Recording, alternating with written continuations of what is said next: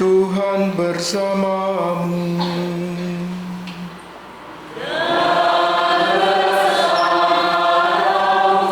Inilah Injil Yesus Kristus menurut Matius.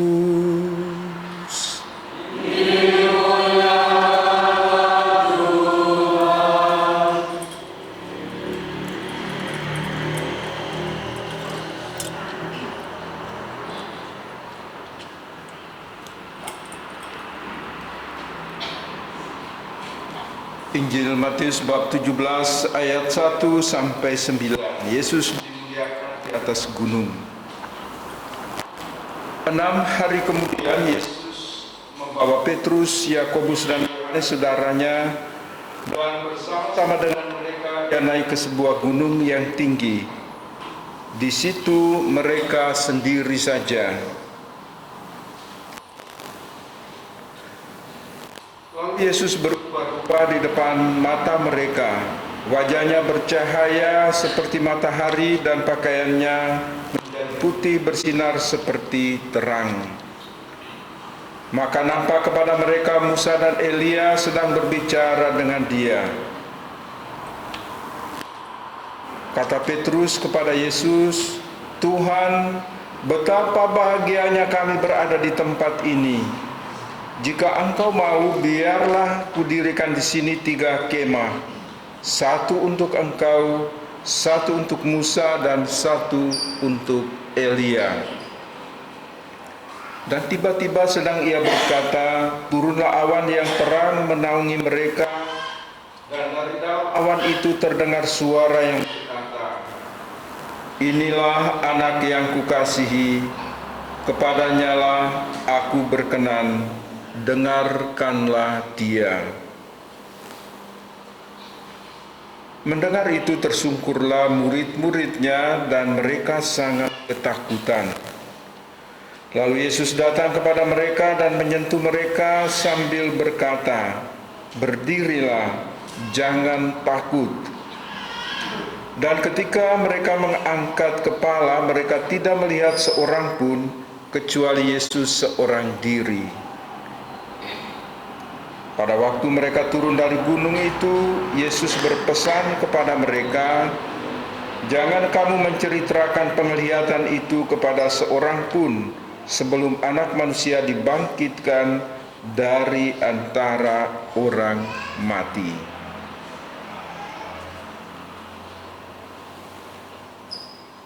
Demikianlah sabda Tuhan.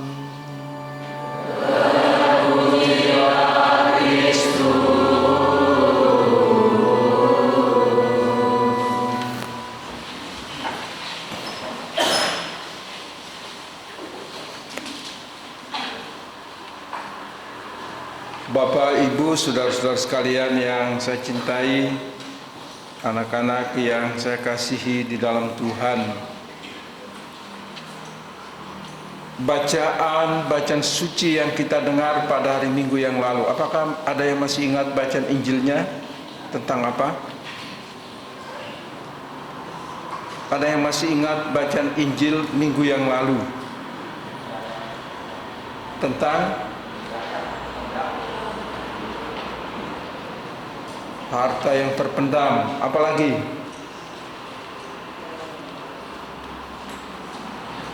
Mutiara yang ini memang hati kita seperti tanah di pinggir jalan.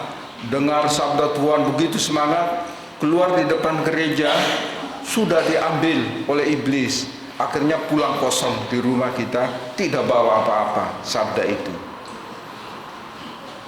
Bapak, Ibu, saudara-saudara sekalian, ada beberapa hal yang mau disampaikan. Yang pertama, hari ini kita merayakan pesta Yesus menampakkan kemuliaannya. Pesta ini seringkali kita sebut dengan gereja menyebutnya dengan transfigurasi Yesus. Yesus menampakkan kemuliaannya berubah rupa.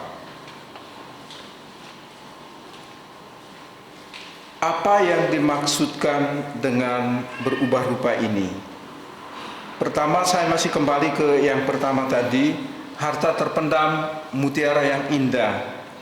kita harus pertegas. Minggu yang lalu juga sudah dikatakan, tapi saat saya membaca lagi satu artikel, Santo Hieronymus menegaskan bahwa harta terpendam dan mutiara yang indah adalah rahasia Allah, ya, rahasia Allah di dalam diri Yesus Kristus sendiri. Jadi harta terpendam dan mutiara yang indah adalah Yesus sendiri.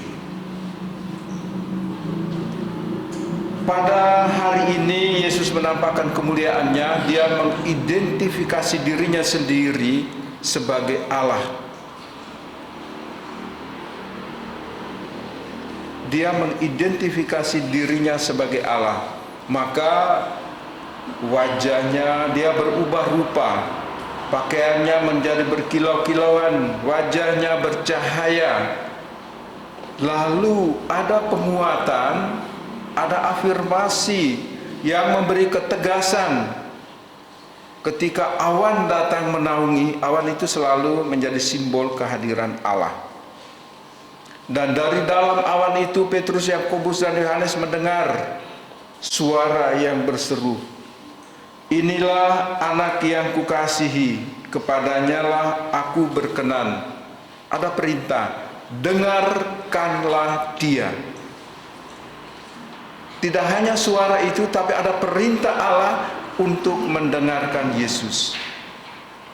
Inilah anak yang kukasihi, kepadanya lah aku berkenan, dengarkanlah dia. Maka apapun yang disampaikan oleh Yesus, apapun yang diwartakan oleh Yesus, perintah Allah supaya kita mendengarkan Yesus. Kita mendengarkan apa yang diwartakan oleh Yesus. Poin yang kedua, pesta transfigurasi Yesus di Gunung Tabor. Tabor itu bahasa Ibrani artinya terang. Tabor, terang. Memang dia di atas gunung. Dari atas Gunung Tabor itu kita bisa melihat hamparan daerah-daerah sekitar, perkampungan, perkebunan dan sebagainya. Jadi daerah itu sangat terang benderang.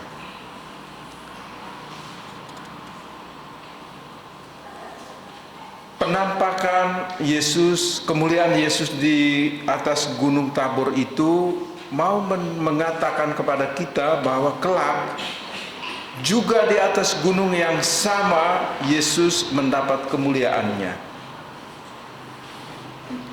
Kelak di atas gunung Yesus juga akan mendapat kemuliaan dari Allah.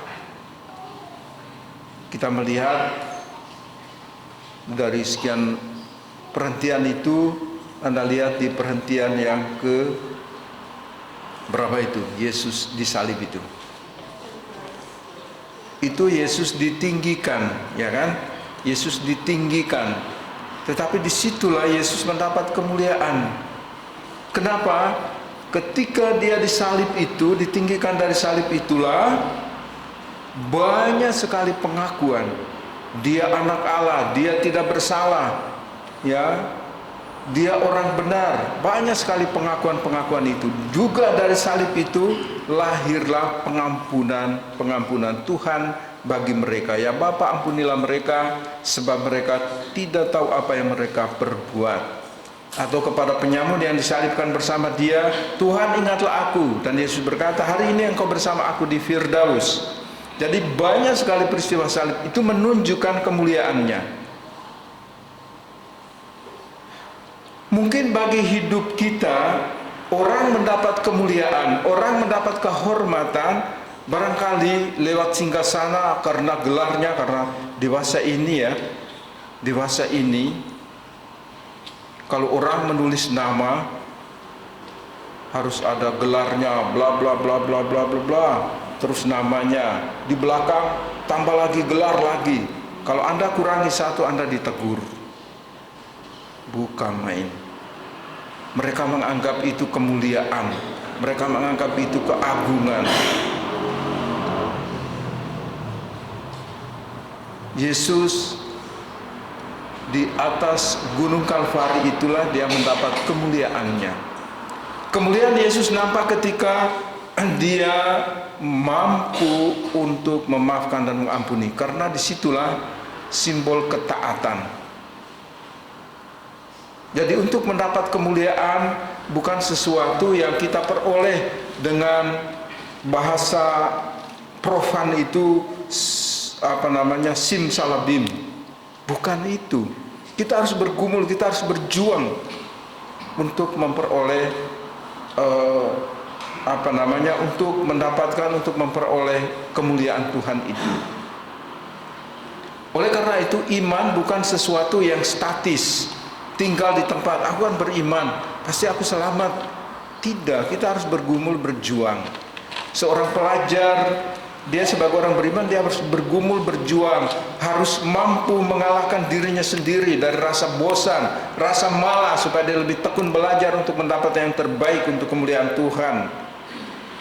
Kita orang dewasa, di dalam keluarga, di dalam pekerjaan, kita juga tidak boleh, sebagai orang beriman, kita tidak boleh menunjukkan kemalasan. Harus menunjukkan ketaatan, ketekunan, dedikasi, loyalitas kita untuk mendapatkan hasil yang terbaik untuk kemuliaan Tuhan dan kesejahteraan sesama. Itulah ketika Petrus melihat kemuliaan Yesus, dia berkata dalam bacaan tadi yang ketiga, Petrus berkata, "Baiklah, kudirikan di sini, Tuhan, betapa bahagianya kami berada di tempat ini. Jika Engkau mau, biarlah kudirikan di sini 3 kemah, satu untuk Engkau, satu untuk Musa, dan satu untuk Elia." Yesus tidak menjawab, "Baiklah, dirikan." Yesus juga tidak menjawab, "Saya tidak setuju." Tidak. Tetapi Yesus mengajak mereka, "Mari kita turun gunung. Mari kita pergi ke tempat yang datar, karena di sana kamu harus mewartakan kemuliaan Allah." Maka seperti bacaan minggu yang lalu, mungkin juga kita karena sukacitanya menemukan misteri Allah di dalam diri Yesus Kristus, apakah kita sudah menjual apa yang kita punya? Apakah kita sudah menjual untuk membeli mutiara yang indah itu dalam kehidupan kita, supaya rahasia Allah itu bekerja di dalam diri kita, sehingga di dalam diri kita itu hanya ada kasih Allah dan mengasihi sesama. Itulah simbol yang diajak oleh Yesus, mari kita turun dari gunung ini. Ya, mereka harus turun dari gunung itu supaya mereka juga mengasihi Allah, tetapi juga mengasihi sesama. Mereka melihat kemuliaan Allah, mereka harus wartakan lewat mengasihi, lewat perbuatan-perbuatan baik terhadap sesamanya. Kita semua, Bapak Ibu, saudara-saudara sekalian, setiap hari Minggu sekurang-kurangnya, setiap hari Minggu kita merayakan Ekaristi. Altar ini adalah Kalvari. Maka kita semua harus turun dari gunung Kalvari ini, lalu kita membawa Kristus kepada semua orang, entah di pasar, entah di dalam rumah kita, di ruang kelas. Kita harus membawa damai, sukacita. Ketika kita dikasih oleh Allah, maka kita juga harus mengasihi sesama. Tetapi seperti saya bilang tadi, ketika keluar di pintu gereja sudah diambil oleh iblis, maka kita pulang ke rumah dalam keadaan kosong. Maka mulai membiasakan dirilah, sekurang-kurangnya 100 langkah baru boleh menceritakan orang lain. Sekurang-kurangnya sudah sampai di rumah lah, ini lumayan. Supaya apa? Supaya sabda Tuhan betul-betul berakar dalam kehidupan kita. Nanti minggu depan saya tanya, bacaan minggu yang lalu tentang apa? Bisa juga sudah lupa, ya kan? Saya akan buat begitu terus untuk mengingatkan. Karena iblis sudah tunggu di depan gereja. Jangan kamu pikir iblis itu ada di puncak Gunung Selamat atau di dasar Laut Selatan. No. bisa juga ikut sembahyang bersama kalian. Inilah bangku-bangku kosong ini. Kamu tidak duduki iblis yang duduk di situ itu. Ada yang rambutnya merah, ada yang kuning, ada yang macam-macam itu.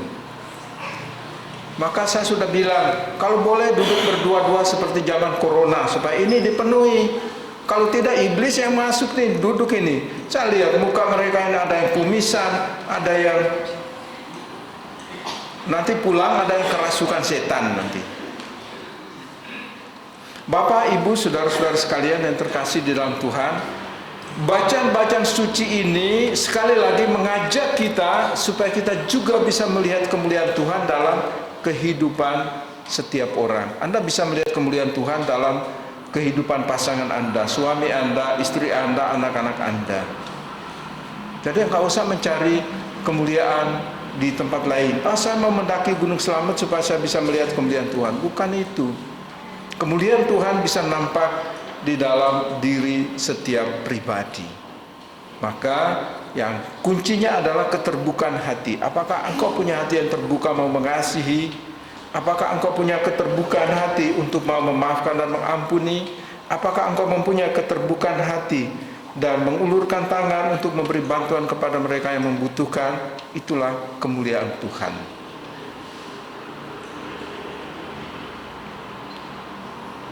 Saya baru memberi ceramah untuk para suster yang mau merayakan pesta Santo Dominikus, maksudnya para suster OP. Mereka bertanya kepada saya, Romo, kami itu punya satu suster yang sakit, cerewetnya minta ampun. Akhirnya kami yang sabar jadinya tidak sabar. Ada yang bilang, saya itu sampai bilang, engkau tahu diri, engkau siapa? Kita ini religius. Pada orang sakit, kanker lagi, stadium akhir. Kira-kira kalian jawab apa terhadap para suster?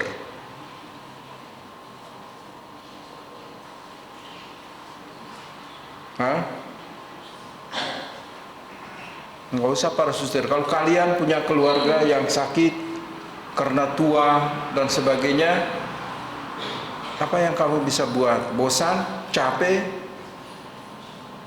Pegel? Mereka kan teriak-teriak. Apa yang bisa kamu buat? Apa yang bisa kamu lakukan? Apa yang bisa kamu kerjakan?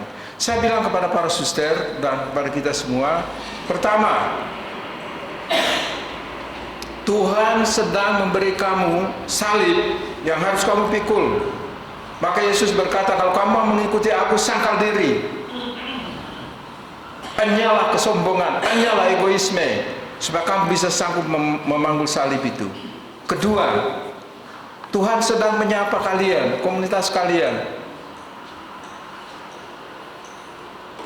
bahwa aku di dalam diri orang sakit itu loh. Yesus berkata, ketika aku sakit kamu melawat aku. Kamu melawat dengan berkeluh kesah, kamu tidak menemukan wajah Yesus dalam diri orang sakit. Ketiga, Yesus sedang menguji kalian, apakah kamu sabar? Ini ketaatan kamu diuji. Jadi pulang, minta maaf kepada yang sakit itu, supaya kamu tenang, damai. Kamu dengar teriakan, apakah Yesus tidak berteriak di salib, Eloi, Eloi, lama sabachthani? Itulah teriakan dia, sakit. Tapi akhirnya saya ketemu dengan suster itu. Ternyata dia cerewet itu pada saat dia merasa sakit. Badanku tertusuk-tusuk gitu. Saya doakan, karena dia tidak minta minyak suci, jadi saya tidak beri minyak suci, tapi saya doakan.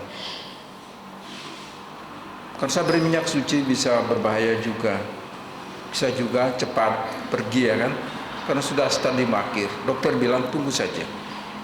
Bapak, Ibu, saudara-saudara sekalian, kemuliaan Tuhan itu yang dilihat oleh Petrus, Yakobus, dan Yohanes bisa juga kita temukan dalam berbagai rupa, berbagai macam wajah.